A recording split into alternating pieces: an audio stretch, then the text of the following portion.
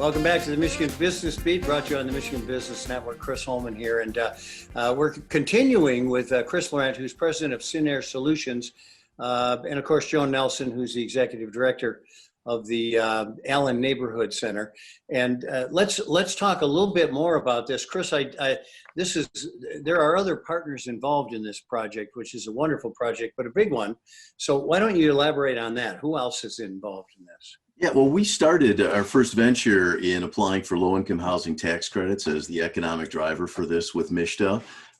That program, which is a national program, it's been in place since the Tax Reform Act of 1986, really requires you, if you're a golfer, to shoot straight down the middle. And there are a lot of different factors that go into that. And we weren't successful in our try there, though we had a lot of both local and state support for the development. We started to look to alternative forms of financing. So a real economic driver of this started with a donation to the Allen Neighborhood Center that was really sort of the seed capital we needed to get off the ground, and a low interest long-term loan. The other big resource that was able to make this development happen was something called new market tax credits. And those were created in the 90s by the Department of Treasury to stimulate development, economic development in areas that would not otherwise see development. Unlike low-income housing tax credits with more of a commercial focus. So we were able to work with our investor, PNC Bank, to purchase the tax credits. That represented about $3.4 million of the overall capital stack of $11 million. I know we're talking to some other grant sponsors, but one of the things as a real estate developer that we really try to pride ourselves in, particularly in our space, again, which is only partnering, is listening. And so we spent probably 6 to 12 months really forming and building that relationship, not just with Joan, but with her team, Joe Enerson and Denise Paquette, who have been amazing partners.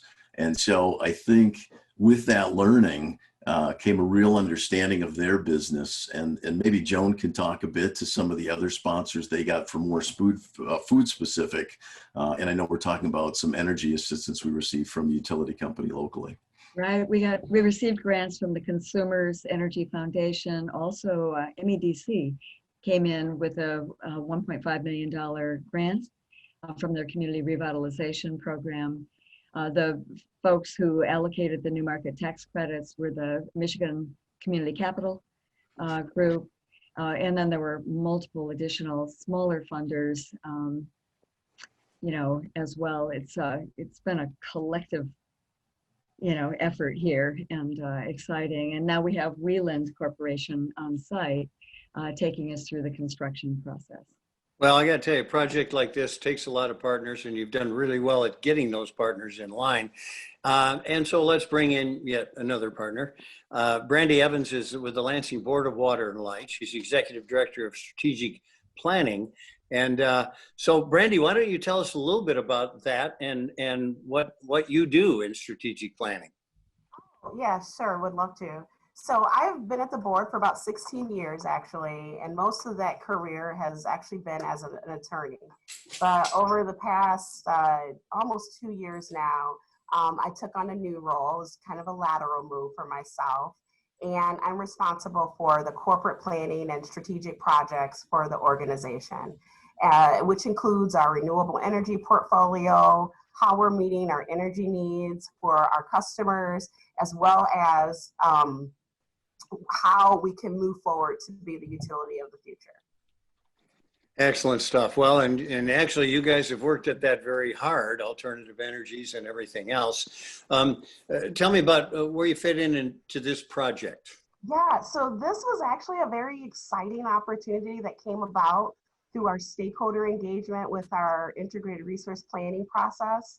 So, we interviewed a number of members of the public, of the community, and I came across Allen Street neighborhood as one of our stakeholder interviewees. And in the midst of the interview, and actually it wasn't slated to find out about this project, I learned about the project. And so it's going to be pretty much, it's close to a passive design build, and it's going to be the first in the area. And so it was probably the ripest project for us to demonstrate and test.